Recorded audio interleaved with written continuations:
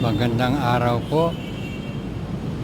Kayo po ay nanonood o nakikinig sa programang Opinyon dito sa Danilo Dizon TV.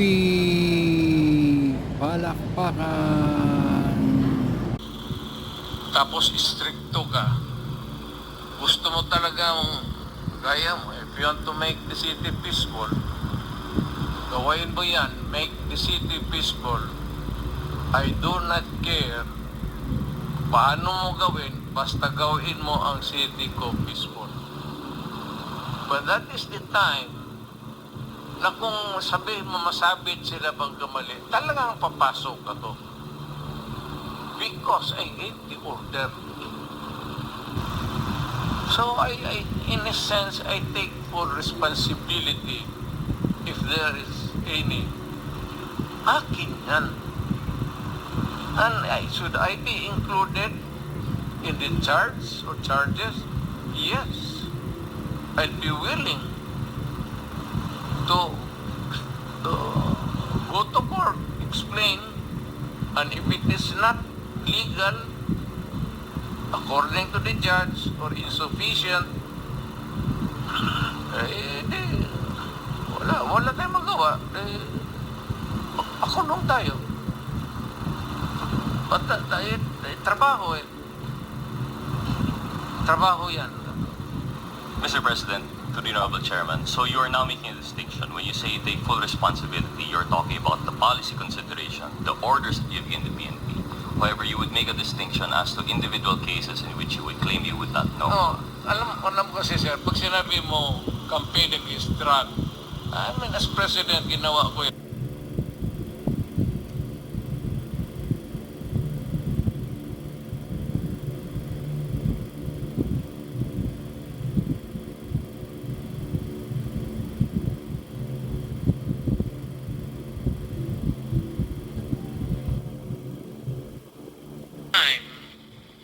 Na kung sabihin mo masabit sila bang gamali, talagang papasok ka to. Because I hate the order. So in a sense, I take full responsibility if there is any. Akin yan. And should I be included in the charge or charges? Yes. I'd be willing to go to court, explain, and if it is not legal, according to the judge, or insufficient, wala tayong magawa. Makulong tayo. But trabaho Trabaho yan. Mr. President, to the Honorable Chairman, so you are now making a distinction. When you say you take full responsibility, you're talking about the policy consideration, the orders that you've given the PNP. However, you would make a distinction as to individual cases in which you would claim you would not know. No, alam ko kasi sir, pag sinabi mo campaign against drug, I mean, as president, ginawa ko yan. It does not mean to say that you are free to kill, if you're free to rob and rape. Pag sinabi kong campaign against drug, you do it as a police officer. Nag-aral ka naman ng 2 years basic, sinunod mo lahat, you should follow. That if you go out of the way, I cannot answer for you. Kung ano yung sa isip mo, bakit mo ginawa yan, only you can answer that question. Pero yung policy nakikita ng tao, talagang akin yan. At pag sinabi ng pumasok yung mga pulis doon, at pinilit nila yung pumasok ng isang building, so if there is any liability, hindi kasali na ako. Hindi na ako naghuhugas ng kamay.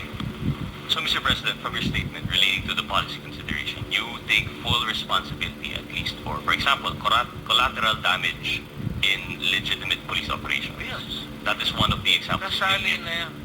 However, Mr. President, I believe, just to pinpoint para mas klaro, one of the cases mentioned by Honorable Congresswoman Luistro was that of the PCSO Corporate Secretariat, General Barayuga.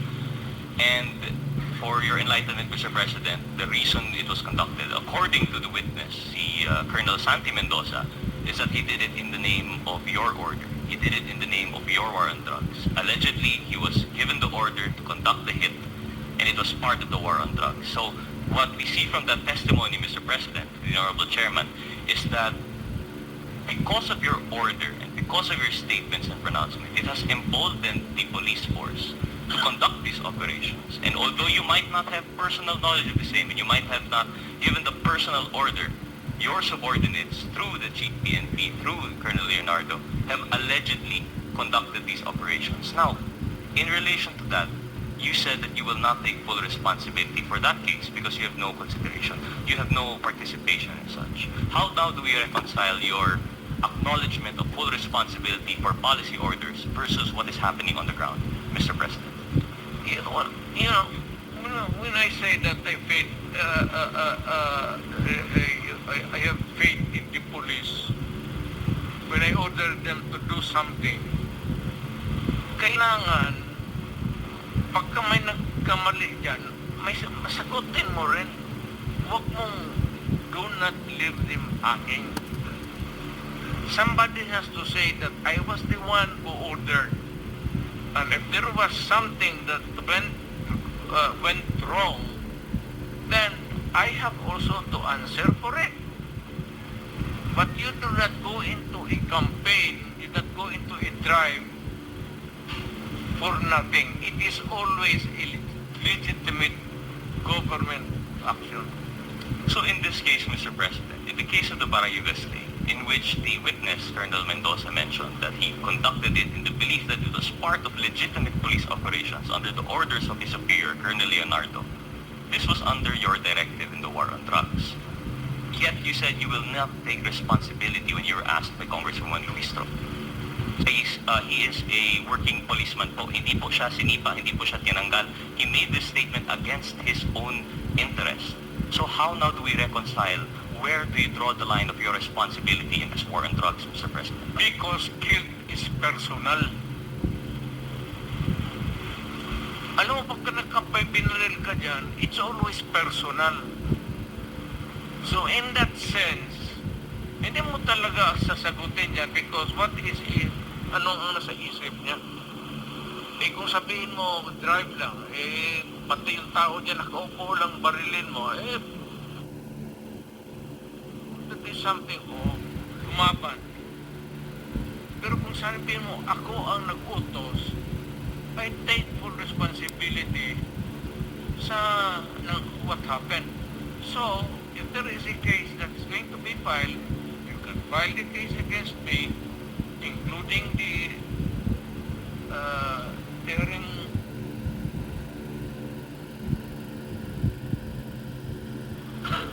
So, kasali ako dyan. O sige, idemanda mo kami. So, file the case in court at kaso tayo. Thank you, Mr. President. Just a short manifestation before I proceed with the rest of my questioning. I Kasi would like to... ganun nga rin, pag may magsabi ko, sige, mag-conduct tayo ng operation. Pag nagkapulyaso yan, rightly or wrong, pagsabihan, uktos kasi ni Mayor. Pwede huwag mong bitinin yung tao. Kasi hindi naman lahat ng pulis. For the fact that they were there in pursuance to your order for the legitimate purpose, maybe to stop smuggling or raid a laboratory there somewhere.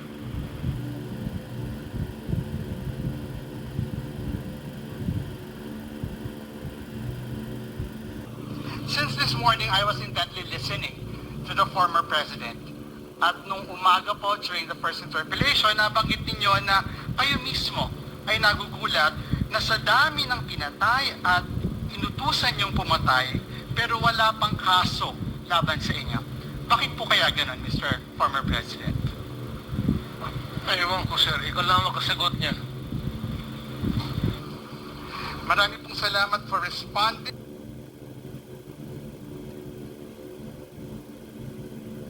With earlier, you have reiterated quite often that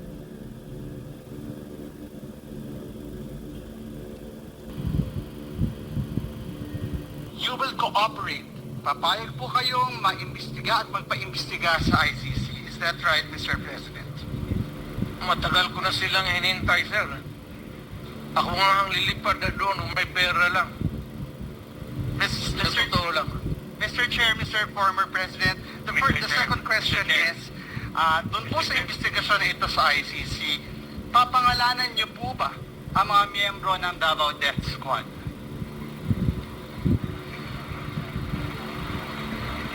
Former President, yes? Ako yun, sir. Yes.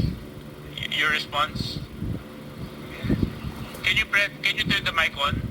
Please? Thank you. DDS, sila naman ang gawa ng Davao Death Squad. DDS means Davao.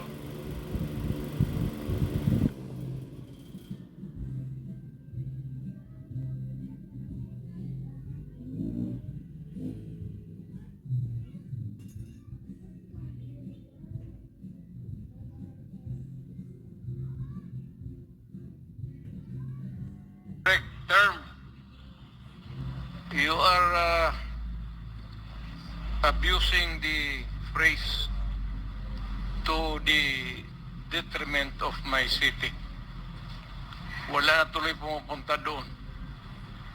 Still on the issue, Mr. Chair, willing po ba kayo na doon sa investigasyon na yon sa ICC na pangalanan ang mga biktima ng pagpatay sa Davao ng DDS, however you call it, simula nung kayo ay mayor hanggang sa kayo po ay maging presidente?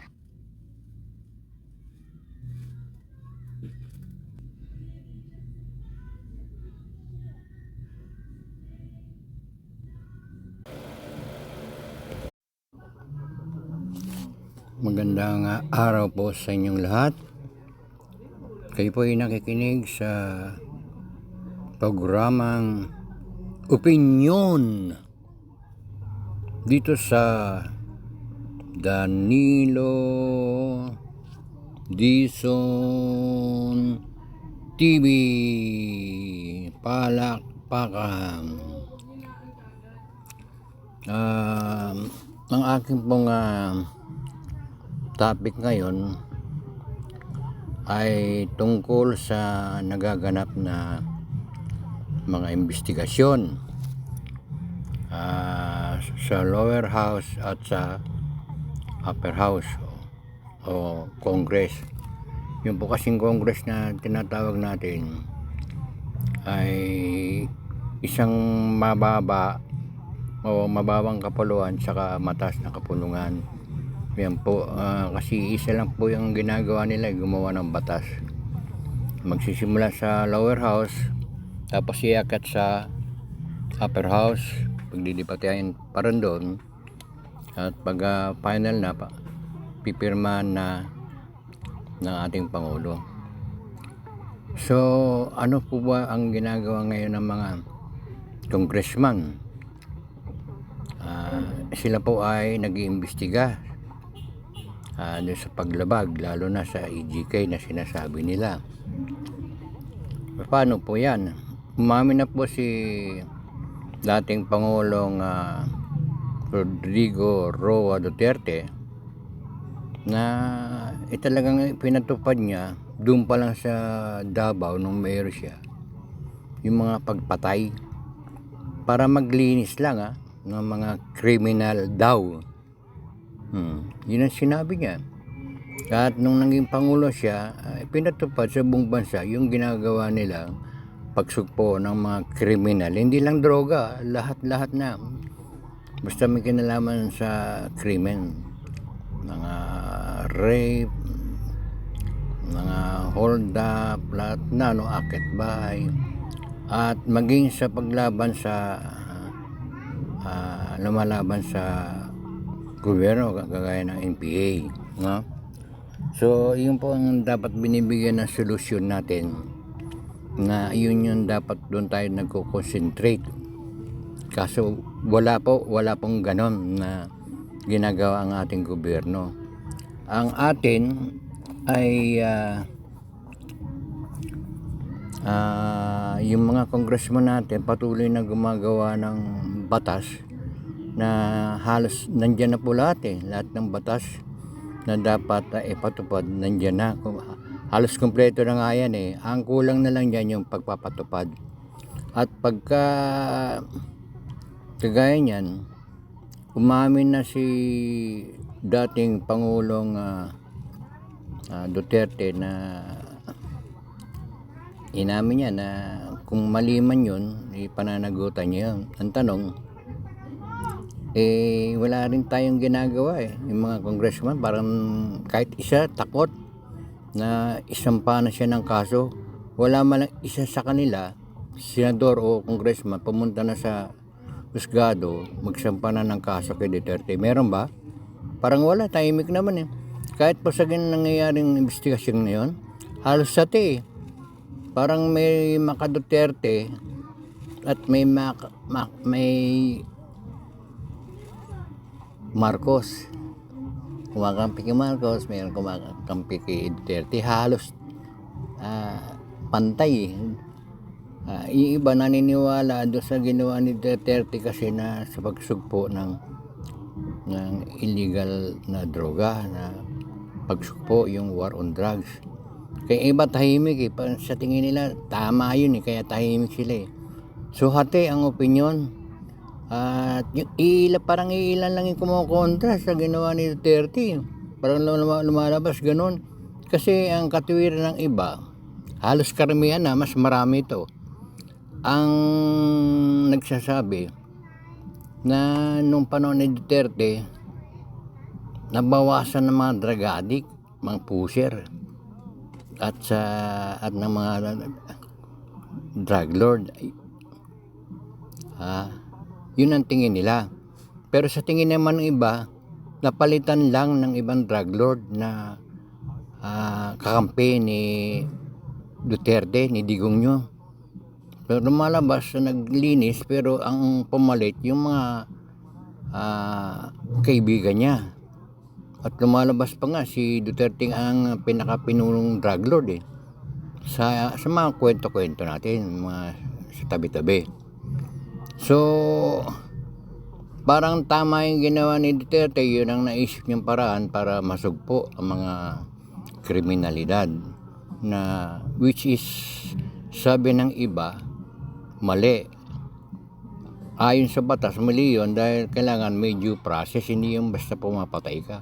Ang trabaho kasi ng mayor ay although ang siyang pinakaaman siya siyang bayan, ay magkaroon ng ng kaayusan at ng matahimik na pamayanan. Pero wag lang gagamitin sa maling paraan yung mga pagpatay, kasi labag yan sa batas. Ang sabi naman ni Digong, kung wala namang malinis naman ang pagkakagawa, pwede na. Ibig sabihin, kung pasusugpuin natin ng kriminalidad, ay lalo na sa kontradroga, pero dapat walang nakakaalam. Kaso nalaman din na maraming namatay, libo-libo, na hindi malaman, hindi may paliwanag, wala kasing investigasyon na nangyari. Halimbawa po, kung 10,000 yung namatay, na di sabi nila lumaban, saan po yung 10,000 baril na nakalatag dyan na naging ebidensya dahil lumaban di kung may mga baril lahat yun, alam naman lalaban nyo ng walang laban, walang baril. Kung may di baril lahat yun, kung 10,000 yung napatay, 10,000 barilin dapat yun. Or halo-halo, may baril, may itak, may panaksak, etc. Asan lahat yung mga ebidensya? Di wala eh. So doon tayo nagkaroon ng problema, yung kulang tayo sa investigasyon, kulang tayo sa mga ebidensya. Pero maraming namatay. Hindi may makakaila yan. Ayan ay ayon sa mga report ng PIDEA, ng police. Merong kulang nga lang ang report. Basta maraming namatay, kulang sa investigasyon, kulang sa report, kulang sa tawag rito yung pagsampa ng kaso. Dapat kung may violation ng isang tao, drug addict ka, dali mo sa husgado ang hahatol kung siya ay makukulong ng ilang linggo, ng buwan, o ilang buwan, ganun yun. O kaya dalhin sa rehab. Hindi, ang nangyayari kasi, ang dami kasi namatay panahon ni Pangulong Duterte na hindi may paliwanag, kaya doon nagkaroon ng problema. Pero maraming natutuwa na nasugpo kahit paano, hindi naman nasugpo totally, nabawasan. Compare ngayon daw, bumabalik na naman kasi lumuwag dahil mabait yung ating Pangulong Bongbong Marcos. So, andyan ang problema. Yun lang kidigong umamin na pero walang ginagawa ang gobyerno natin. Parang takot kahit isa man lang, sabi ko na nga kahit isang congressman o senador, walang nagsampa ng kaso sa kanya, umamin na at lahat So ibig sabihin, may takot din tayo. Pag malaking tao ang involved, takot tayo. Pero pag maliit na manggagawa lang, maliit na tao lang dyan, nasuspetsyahan lang yun hindi pa napatunayan, huliin, ikukulong na kaagad. So walang hustisya pag mahirap ganun po. Ang kinakayan-kayanan lang natin yung mga mahihirap, yung mga user. So nandyan po ang problema. Dapat nga nandyan hanapan natin ng solusyon na hindi lumaganap ang droga. Ang tanong, ano ba ginagawa ng mga barangay, ng mga mayor, ng mga governor at ng mga congressman na mahilig mag-imbestiga? Sila ay nagiging investigador na lang. Sana nga dumating ang panahon, wala na tayong congressman. Kasi yung mga pera na binibigyan natin sa kanila, mga pork barrel, sana yan yung mga pera na yan, magamit na lang sa pagbibigay solusyon para mabawasin yung droga para masugpo Dapat gamitin na lang yung pera na binibigay sa congressman ng pork barrel sa pagsugpo ng paglaganap ng gumagamit na droga at saka paghahanap ng mga pagtigil para yung kasi ini-smuggle daw yung mga droga ngayon na hindi yata nagtatrabaho ng maayos yung mga polis. Bakit nakakalusot pa rin, lumalaganap pa rin, kumakalat pa rin na droga? So saan may problema? May problema, siyempre. Kung kumakalat ba ng droga, meron tayong problema. Saan tayo meron problema? Di sa mga nanguhuli. Di ba? Mahirap bang hulihin yan? Yan tanong kasi, mahirap bang ulihin, hanapin? Meron. Halimbawa, kung nagpalusot sila ng ilang container ba na droga ng Cebu, 10 nakapasok, isa lang container ba ng hinuli, pero yung siyang pinalusot. So may problema tayo sa ganon. So doon may problema yung pagpapatupad ng batas, yung gaano kagaling yung mga nagpapatupad ng batas. Hanggat maaari, wag na makapasok yung mga smuggling na yan. Dapat yan, doon sila